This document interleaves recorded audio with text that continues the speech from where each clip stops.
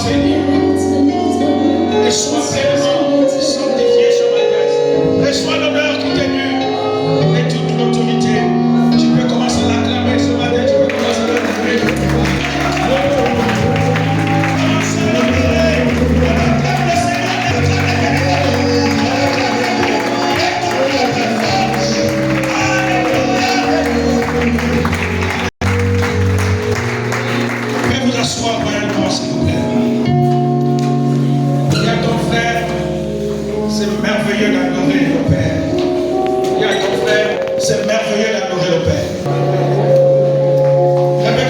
C'est merveilleux d'adorer l'Éternel.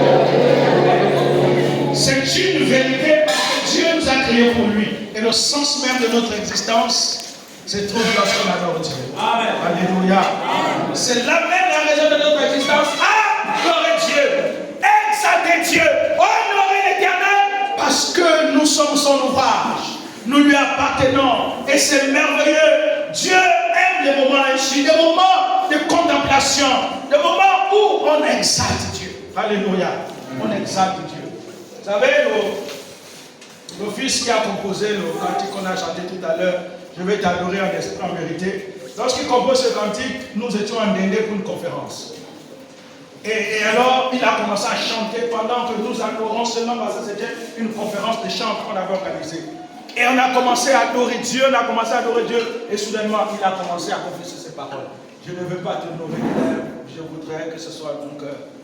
Je vais t'adorer en esprit et en vérité. Vous savez, la présence de Dieu nous inspire. La présence de Dieu nous amène à voir Dieu dans sa grandeur, dans sa splendeur. À voir Dieu d'un visage qu'on n'a jamais vu de Dieu. Alléluia. C'est dans la présence de Dieu que l'on devient mature. C'est dans la présence de Dieu que l'on acquiert les vertus et la grandeur de Dieu. C'est dans la présence de Dieu que l'on grandit spirituellement. C'est lorsqu'on apprend à savourer la présence de Dieu que l'on s'affermit dans sa foi. Alléluia. Car tous ceux qui ne s'approchent pas véritablement de Dieu, n'apprennent pas à savourer la présence de Dieu, lorsque les temps difficiles arrivent, ils s'éloignent de Dieu. Ils perdent la foi. Ils perdent la foi parce qu'en eux, la parole ne demeure pas. Alors ce qui fait demeurer la parole, c'est lorsqu'on est dans cette audience permanente avec Dieu. Alléluia. Alléluia. Qu'à ton voisin, sois les bienvenus ce matin. Nous sommes heureux de vous recevoir ce matin. Alléluia. Parce que tu es particulier.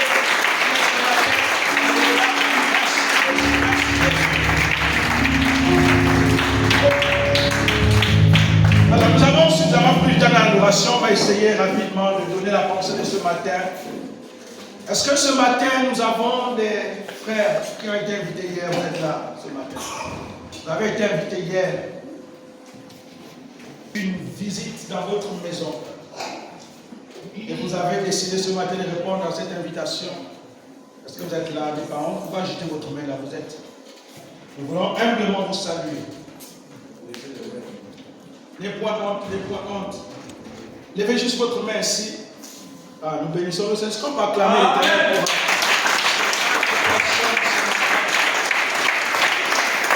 Soyez bienvenus dans ce merveilleux culte. Satan sait qu'il y a de l'avenir en toi, c'est pourquoi il essaie de l'empêcher. Satan sait qu'il y a de l'avenir en toi, c'est pourquoi il essaie de l'empêcher. Satan sait qu'il y a de l'avenir en toi, c'est pourquoi il essaie de l'empêcher. Nous allons lire dans 1 Samuel. On a deux textes ce matin. 1 Samuel 19. On va au fur et à mesure monter et descendre. Saül parla à Jonathan, son fils, et à tous ses serviteurs, de faire mourir David. Mais, tu vas aller un peu vite, tu revenir. Voilà, de faire mourir David. Mais Jonathan, fils de Saül, qui avait une grande affection pour David, la informa et lui dit: Saül, mon père, cherche à te faire mourir. Sois donc sûr des gardes. Demain matin, reste dans un lieu. Reste dans un lieu. Et cache-toi. Je sortirai et je me tiendrai à côté de mon Père dans le champ où tu seras. Je parlerai de toi, mon Père. Je verrai ce qu'il dira et je te le rapporterai. Jonathan parlait favorablement de David à Saül, son père. Que le roi, dit-il, ne commette pas un péché à l'égard de son serviteur David, car il n'a point commis envers toi. Au contraire, il a agi pour ton bien. Et il a exposé sa vie. Il a tué le Philistin et l'Éternel a opéré une grande délivrance pour tout Israël. Tu l'as vu et tu t'en es réjoui. Pourquoi pécherais-tu contre le sang innocent et ferais-tu sans raison mourir David? Merci. Et vous pouvez asseoir un instant. Nous allons au deuxième livre, Luc 22. Le verset 31. Le Seigneur dit, Simon, Simon, Satan vous a réclamé pour vous cribler comme du froment. Ça, c'est Jésus qui parle. Il dit, Satan t'a réclamé. Il t'a réclamé. Ou encore, notre version dit, Satan en veut à ta vie. C'est pourquoi il t'a réclamé pour te détruire. Béni sois-tu, Père. Satan sait qu'il y a de l'avenir en toi, c'est pourquoi il essaie de l'empêcher. Les deux textes que nous sommes en train de lire, le premier texte de Samuel 19, nous parle de l'histoire de Saül, de David et de Jonathan. Dans ce récit, le texte dit que Saül, le père de Jonathan, avait résolu faire mourir qui? David. Lorsqu'on revient en amont, on se rend compte que Saül avait vu spirituellement que David devait le remplacer. Et comme Saül ne voulait pas que David le remplace, il avait donc résolu de faire de la vie de David un enfer. Jonathan n'était pas apparemment soucieux de la royauté, parce que c'était lui qui devait succéder à son père. Mais il ne faut aucun cas de la royauté. Peut-être qu'il savait aussi que David devait accéder à la royauté. C'est à cause de cela que Saül, le premier roi d'Israël, avait résolu de détruire David. Le deuxième passage de Luc 29, Jésus parle à Simon-Pierre. Il lui dit, Simon, Simon, Satan t'a réclamé. Satan t'a réclamé. Et on ne réclame pas quelqu'un pour rien. Satan veut te cribler comme un front. Bien-aimé, vous n'existez pas pour rien. Tu n'existes pas pour rien. Car ton existence est plantée en Dieu. Et si vous êtes en vie, c'est parce qu'il y a un avenir en toi. Si tu vis en ce moment, c'est parce qu'il y a un projet de vie en toi. C'est parce que Dieu t'a attiré d'une terre lointaine. C'est parce que Dieu te connaissait même avant que tu ne sois conçu dans le sein de ta mère. Dieu te connaissait. Dieu avait déjà programmé que c'est avec toi qu'il va faire certaines choses. Le diable ne connaît pas notre avenir prophétique. Il agit sur la base de l'enseignement. Il agit sur la base de notre passé et sur la base de ce que nous-mêmes nous prononçons de notre bouche. Ton existence n'est pas pour rien. Frère, ton existence a une importante capitale. Si tu existes, c'est qu'il y a quelque chose sur ta vie. Et Satan le sait. Satan sait que tu es une personne importante. dessein particulier avec toi. Satan avait déjà vu. Il avait déjà vu l'étoile de David. Et il est passé par Saül pour essayer d'arrêter le plan de Dieu pour sa vie. Et c'est ce que Satan va essayer de faire dans nos vies. C'est ce qu'il essaie de faire. Quand il a déjà aperçu que tu es sur l'étoile, quand il a aperçu que tu es une femme en devenir, quand il a aperçu que tu es un homme particulier qui va s'accomplir demain dans un domaine particulier, alors il mettra son plan de destruction en marche. Il fera tout. Il va essayer. Il va essayer. Alléluia. À cause du temps, ce matin, on va voir deux réalités. Deux réalités. La première réalité, je l'ai intitulée « Satan utilisera tous les moyens pour essayer de te détruire ». Il va utiliser tous les moyens. Dans Jean 10, verset 10, nous connaissons ce texte, que le diable ne vient que pour tuer, détruire et égorger. Mais le Fils de Dieu est venu pour donner la vie. Bien-aimé, le diable avait vu évidemment quelque chose sur David. Alors, il a donc résolu, il est passé par le cœur de Saül.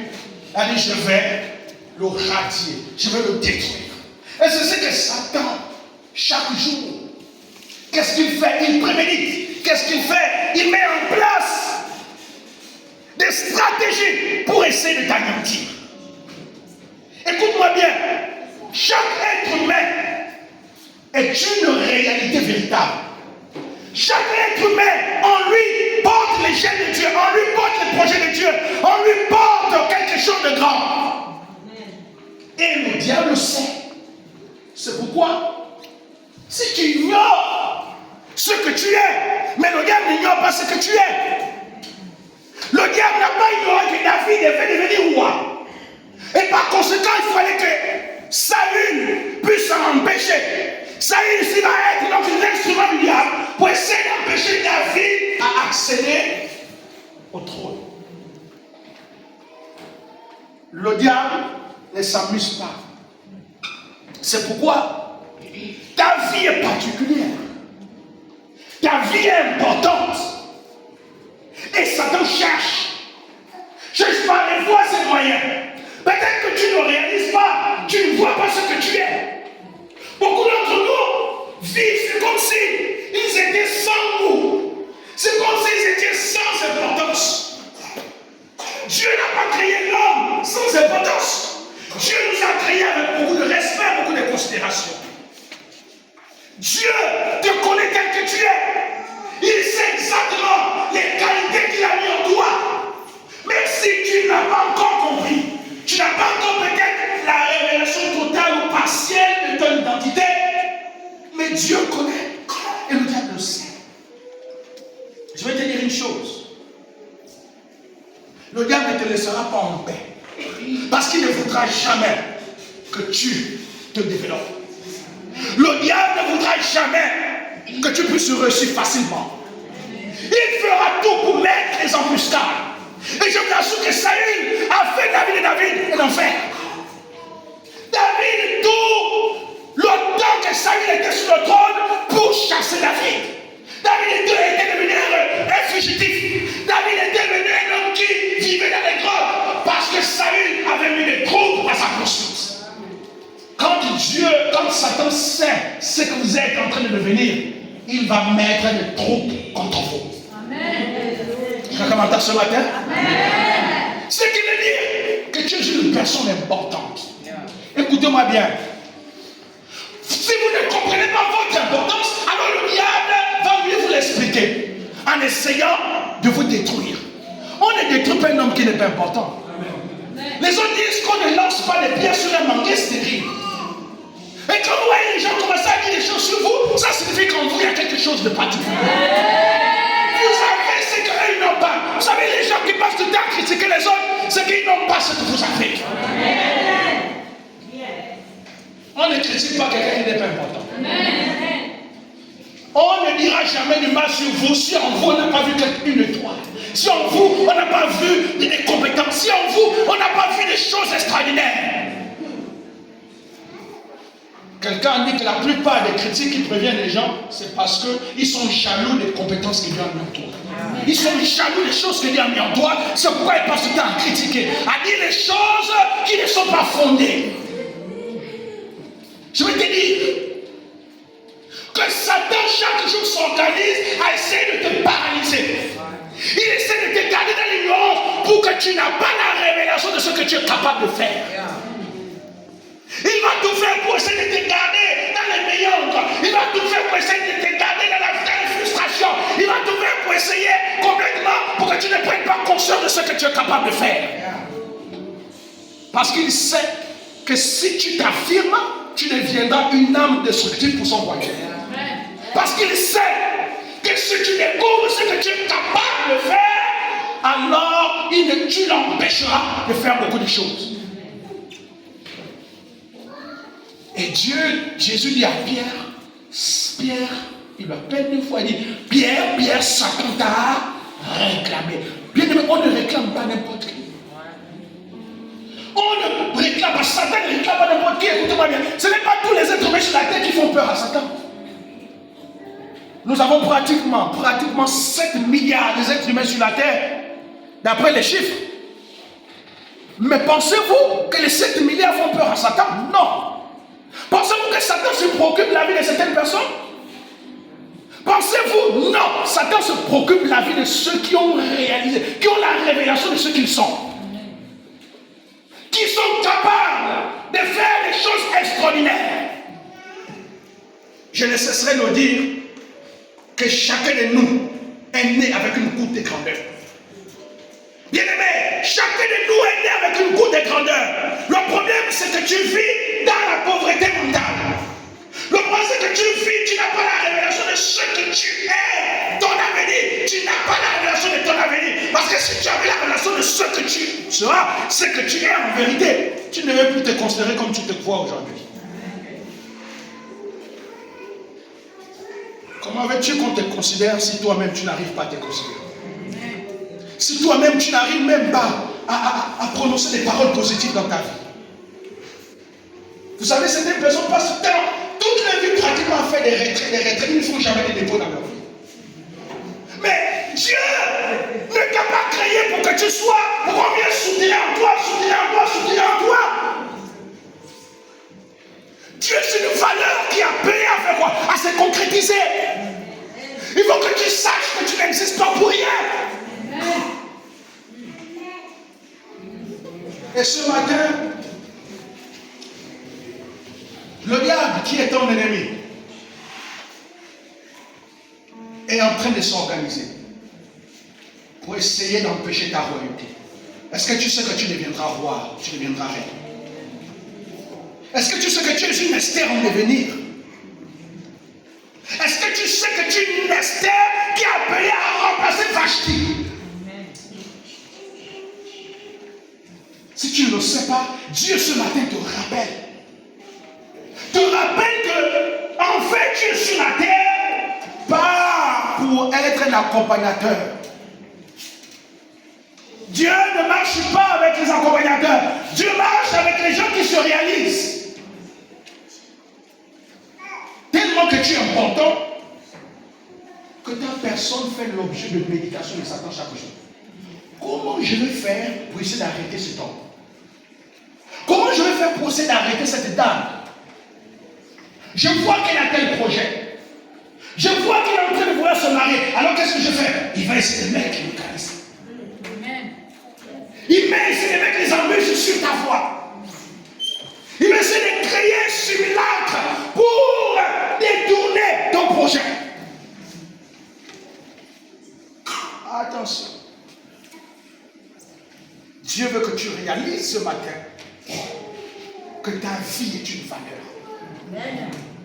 Dieu veut que tu réalises ce matin que tu n'es pas appelé à mourir dans le même statut que tu es aujourd'hui.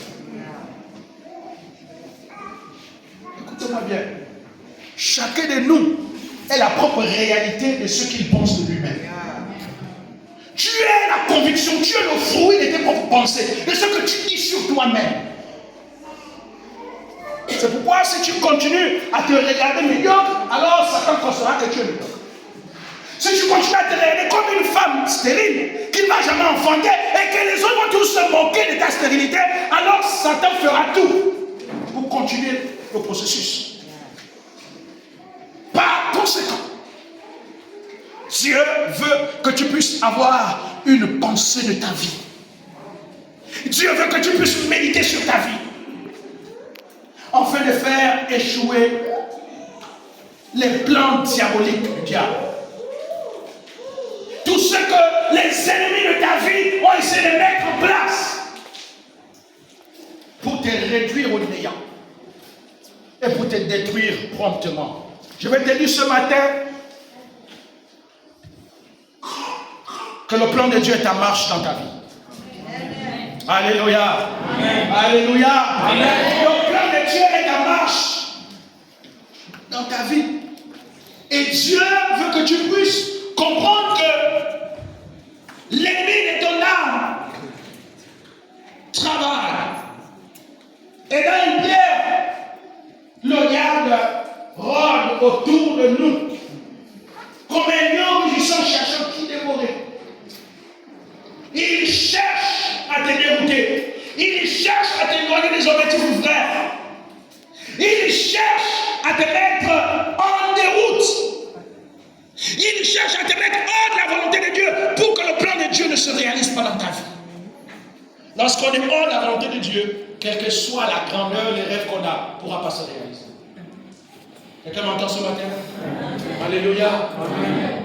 C'est pourquoi tu dois tout faire pour rester dans la volonté de Dieu. C'est pourquoi tu dois tout faire pour comprendre que Dieu veut que tu deviennes un héros. On ne parle pas à une compétition avec déjà la pensée de la défaite. Il y en a qui vont affronter les examens déjà avec la pensée de la défaite. Quand je parle, j'ai déjà échoué. Ou à moi, je veux seulement être même 10e, même 20e. À moi, je vais seulement avoir 10 de moyenne. C'est comme ça que nos enfants parlent aujourd'hui. Vous voyez, la pensée d'être toujours dernier. La pensée d'être toujours dans les emprunts prêts. La pensée d'effectif. La pensée toujours d'infériorité. Et Dieu ne travaille pas quand on voit les choses comme ça. Et c'est ce que le diable essaie d'injecter en nous. Pour qu'on se voit toujours misérable. Pour qu'on se voit toujours défectif. Pour que nos vies, on voit nos vies comme des vies qui doivent toujours servir les autres. Mais si on doit toujours servir les autres, à quand les autres vont te servir? Vous me suivez ce matin? Quand serviras-tu les autres? Dieu ne t'a pas créé pour que tu serves toujours les autres. Dieu aussi t'a créé pour que les autres puissent te servir. Quelqu'un m'entend ce matin? Amen. Ah oui. On sert les autres un temps. On est serviteur des autres pour un temps. Et après un temps, on devient maître de la maison. Dieu veut que tu deviennes maître de la maison. Et c'est pourquoi ta vie est précieuse pour lui. C'est pourquoi vous allez voir que tous ceux qui ont eu des projets, des pensées positives, le diable a toujours essayé de leur détourner, de les nuire. Quand le Satan perçoit ton étoile, il ne va pas te laisser en paix. Il ne te laissera pas en paix. Il utilisera même les personnes les plus proches. Il utilisera même les personnes qui prient avec toi dans l'église. Amen. Vous savez, dans l'église, il y a aussi des sorciers. Aussi des sorciers. Quand vous voyez les chrétiens qui ont du mal à pardonner les autres, il y a un problème de sorcier.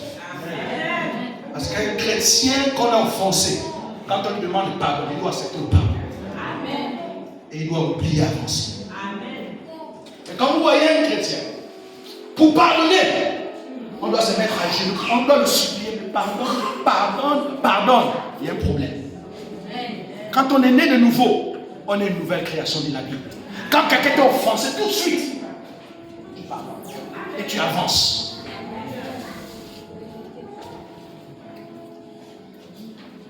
Il y en a qui gardent les rancunes des années, c'est là en nous. On se pose des questions, mais pourquoi ça? Mais est-ce que tu te souviens, ce n'est pas le sorcier, mais c'est ta propre rancune qui est là, que tu gardes pendant 10 ans. C'est ce qui fait l'obstacle à ta prière. Quelqu'un m'entend ce matin? Amen. Satan sait évidemment que cette dame-là deviendra une femme vraiment posée financièrement. Alors qu'est-ce qu'il faut faire? Il faut essayer de la dépouiller par tous les moyens. Il faut essayer de la rendre misérable. Il faut essayer complètement de créer des embuscades dans son foyer. Et Satan, qu'est-ce qu'il fait? Il va essayer de frapper toujours et créer des situations. Et créer des situations pour que, par exemple, le peu de finances que tu as, tu vas commencer à dépenser. Maladie, ceci, venir en aide, ceci. Et au final, tu te retrouves toujours au point de départ. Tu te retrouves toujours au point de départ. Et ça, Satan, essaie de le faire chaque jour. Vous savez, pendant que nous dormons, mais le diable, il travaille. Il réfléchit sur ta vie. Quand Satan te voit concentré, quand Satan voit que tu as commencé à faire un pas de géant dans ta vie, alors qu'est-ce qu'il fera? Il va dire, s'il a fait le premier pas de géant, je ne vais pas accepter qu'il fasse le deuxième pas de géant. Et il va essayer de tout faire.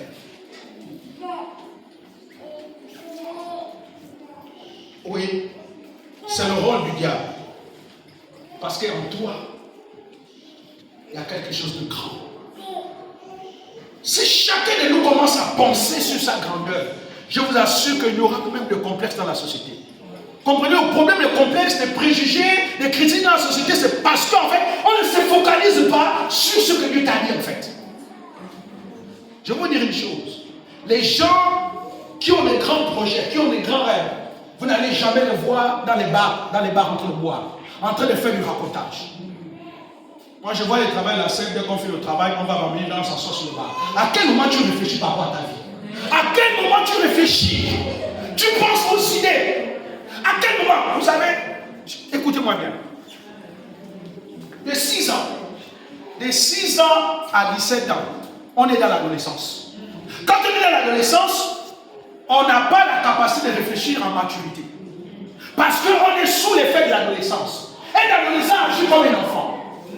Et toujours, oh, laisse-moi. Oh, tu m'as offensé. Oh, tu m'as fait ceci. Non. Oh, je ne te pardonne pas. Oh, c'est l'enfantillage. De 18 ans à 25 ans. Là, on commence à réfléchir un peu. Hein? On est dans le mi-temps. L'âge du mi-temps. On commence à réfléchir un peu comme un adulte. Mais on n'est pas encore véritablement mûr. Et quand on a fait 30 ans, 30 ans c'est l'âge de projet. C'est l'âge où tu dois avoir un projet. C'est là où les grands décideurs doivent définir dans ton esprit. Si à 30 ans tu n'as pas de projet, c'est que tu es malade. C'est-à-dire que tu dois avoir des projets. Tu dois réfléchir. Comment je vais me marier demain, comment? Avec qui je dois me marier? Comment je dois construire? Comment je dois faire ceci? Ça c'est l'âge où on a des projets. On médite sur les projets.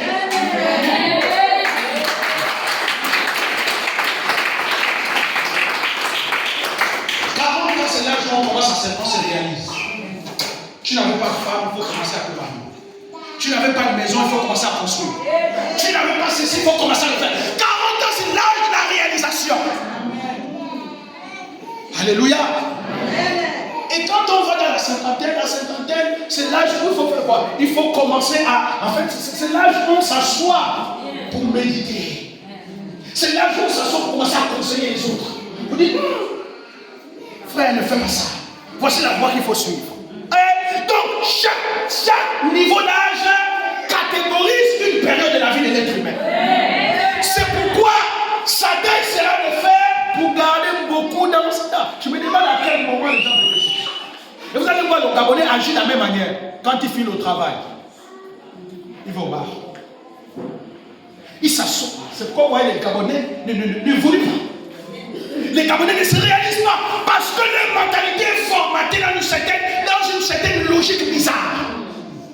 Un père de famille qui finit le travail à 6 heures, au lieu de rentrer d'abord, rester avec sa famille, avec ses enfants à la maison, il s'assoit dans un débit de boisson en train de pamoter de n'importe quoi.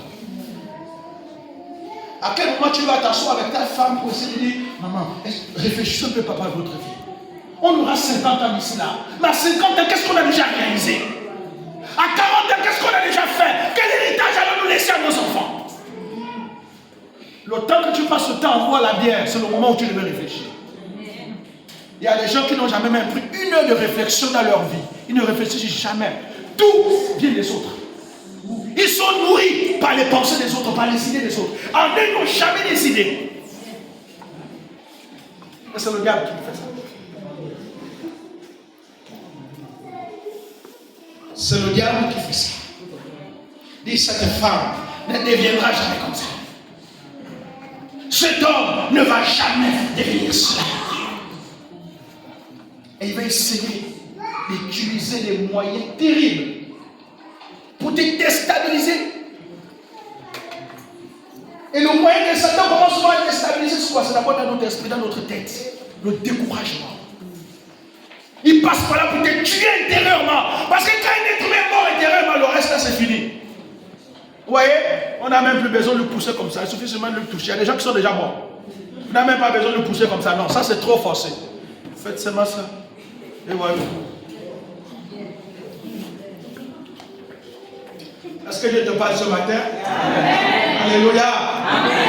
Commence à réaliser ce que tu es. Satan le sait mieux que toi. Arrête de donner l'occasion à Satan de continuer à envenimer ta vie. Arrête de donner les opportunités à Satan de continuer à te détruire. Vous savez, à un moment dans la vie, il faut apprendre à s'arrêter. Et à dire, j'en ai marre de telle chose. J'en ai marre de maladie. J'en ai marre qu'on me ridiculise toujours. J'en ai marre qu'on me traite comme une sépière. J'en ai marre de ceci. Dans la vie, il faut savoir comment faire des arrêts. Et enfin de mieux rebondir. Deuxième réalité, n'aie point peur, je combattrai pour toi. N'aie point peur, je combattrai pour toi. La régie peut nous trouver ce texte, Ésaïe 43, verset 2. Ésaïe 43, verset 2, la régie. N'aie point peur, je combattrai pour toi. Dieu qui parle. Dit, si tu traverses les eaux, je serai avec toi. Et les fleuves, ils ne te submergeront point. Si tu marches dans le feu, tu ne te brûleras pas. Et la flamme ne t'embrassera point. Voilà Ésaïe 41, verset 10. Ésaïe 41, verset 10.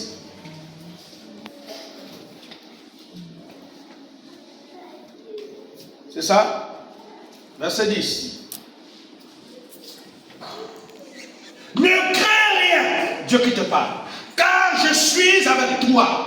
Ne promène pas de regard inquiet, car je suis ton Dieu.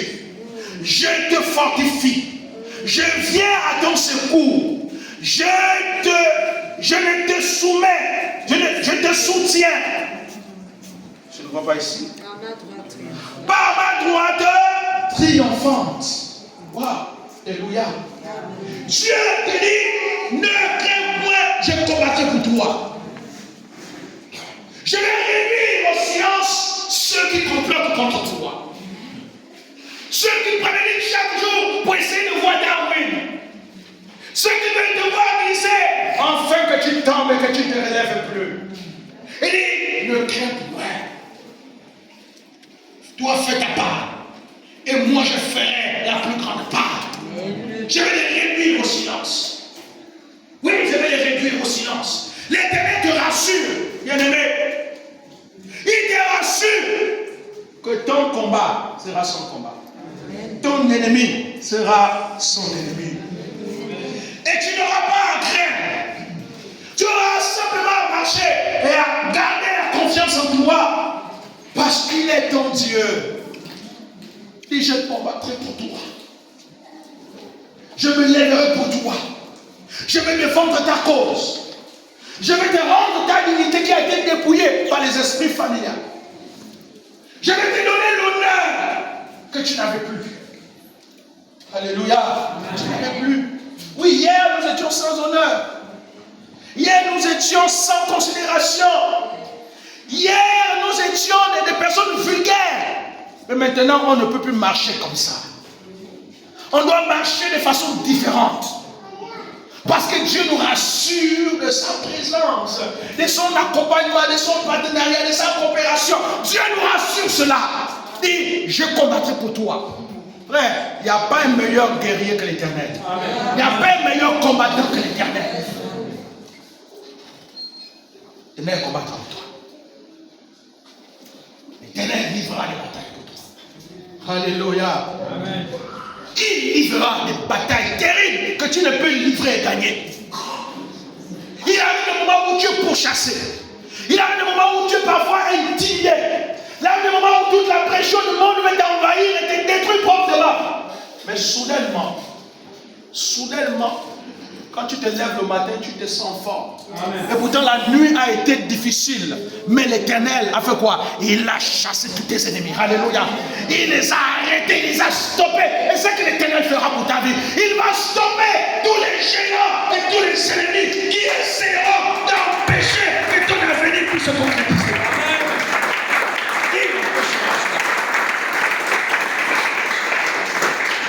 C'est pourquoi c'est à toi de se battre pour ton avenir. C'est à toi de se lever et réaliser que tu as un avenir. Ne t'assieds pas sur ta zone de confort. Ne reste pas dans l'attitude que tu as maintenant. Sors de cette attitude d'effectif. Sors de cette mentalité de ceux qui échouent. Sors de cette réalité qui t'arronde ton esprit. Sors de cette réalité qui n'est pas bonne. Commence à dire, Seigneur, je sais que je suis une créature merveilleuse. Amen. Je sais que hier je pleurais, ma vie était remplie de pleurs et de chagrin. Maintenant je refuse de pleurer. Parce que je sais que tu es mon combat. Parce que je sais que tu es ma bataille. Parce que je sais que toutes les batailles dont je ferai face, je vais les remporter. Parce que toi, tu seras devant moi et je serai derrière toi. Alléluia. Dites-moi, avez-vous déjà vu un fils marche avec son père? Le fils est devant son père, le père est derrière. Et soudainement, il y a une bête féroce qui apparaît. Elle veut dévorer le fils. Que fera le père? Laissera-t-il la bête féroce dévorer son fils? Je ne pense pas. Sauf si c'est un père sorcier. Sauf si c'est un père qui a déjà prémédité ça. Mais un vrai père va faire quoi? Il va prendre le fils et le mettre derrière lui. Et il va se battre avec la bête féroce. Alléluia. Et c'est ce que Dieu fait pour nous. Quand tu dors, c'est ce que Dieu fait pour ta vie. Dans les moments sombres, c'est ce que Dieu fait pour ta vie. Il combat pour toi. Il se bat à ta place. Parce que tu as un avenir. Alléluia. Amen. Tu as un avenir. Dieu t'appelle à conquérir les nations. Dieu t'appelle à comprendre que tu es la femme qu'il a choisie pour des temps particuliers. Amen. Le monde attend ta révélation. Le monde attend les paroles qui sortiront de toi. Le monde attend des fils qui sortiront de toi. Le monde attend des choses extraordinaires qui sortiront de toi. Car tout ce qui sortira de toi sera extraordinaire. Amen. Il faut apprendre parfois à prophéter sur toi-même pour dire, désormais, aucune mauvaise parole ne doit sortir de ma bouche. Amen. Je ne dois pas devenir une source de frustration pour les gens. Je ne dois pas devenir un sujet de sarcasme et de raillerie pour les gens. Je ne dois plus devenir où quand il y a un problème, c'est toujours moi qui ai le jeu. Non, désormais, quand je parle à moi-même, je parle que désormais, tu es bénédiction pour X. Tu es bonheur pour Z. Tu es prospérité pour M. Tu es talent pour N. Tu es travail pour Y. Prophétise sur toi-même. Pas sur ta prophétie. Alléluia. Dieu t'attend au sommet de la montagne. Tu n'es pas fait pour rester sous la montagne. Tu n'es pas fait pour rester, pour laver les vêtements des autres. Tu as peut-être lavé hier, mais demain aussi laver tes vêtements. Alléluia. Ah oui, ce n'est pas du racontage. C'est une réalité. Parce que je pense que je dois devenir. Je pense que je dois être. L'Éternel nous enfants d'Israël que si vous marchez selon ma parole, si vous m'obéissez, vous allez même habiter les maisons que vous n'avez pas construites. Wow. Vous allez habiter les maisons même pour construire. Vous allez accéder à rentrer dans les endroits où les autres ne pourront jamais rentrer. Quand les autres arrivent, on dit présente la carte de ce jour. Toi, quand tu arrives, passe. Alléluia.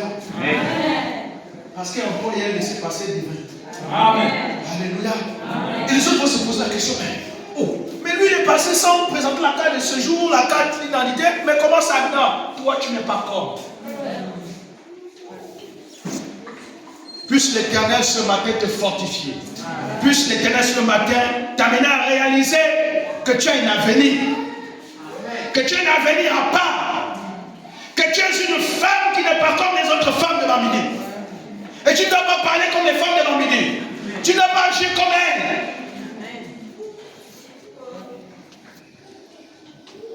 J'ai vu une scène. C'est triste. J'ai vu une scène. Je ne sais pas si j'ai dit ça à ma femme, je ne sais pas. Quelque part, une femme de Bambidi qui se fait coucher avec un homme en forêt alors qu'il y a même une maison à Bambidi.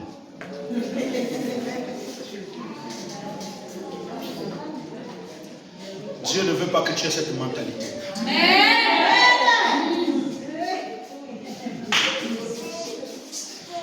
Dieu ne veut pas que tu sois ainsi. Parce que tu es l'or. Parce que tu es particulière.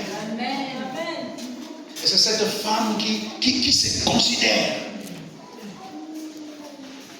C'est cette femme qui ne va pas avec le mari des gens. Il y a des gens qui cherchent le mariage, mais ils sont avec le mari des autres. Comment tu cherches le mariage et tu sors entre le mari des autres? Attendez. Mais un moment, ça n'a pas de sens. C'est vice versa, oui. Les frères célibataires qui cherchent le mariage, mais qui sortent avec les femmes de trouble. Ton mariage ne viendra pas. Toi-même, tu bloques ta propre bénédiction.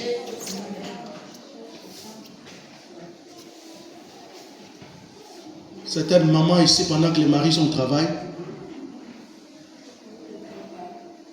elles sortent avec le voisin.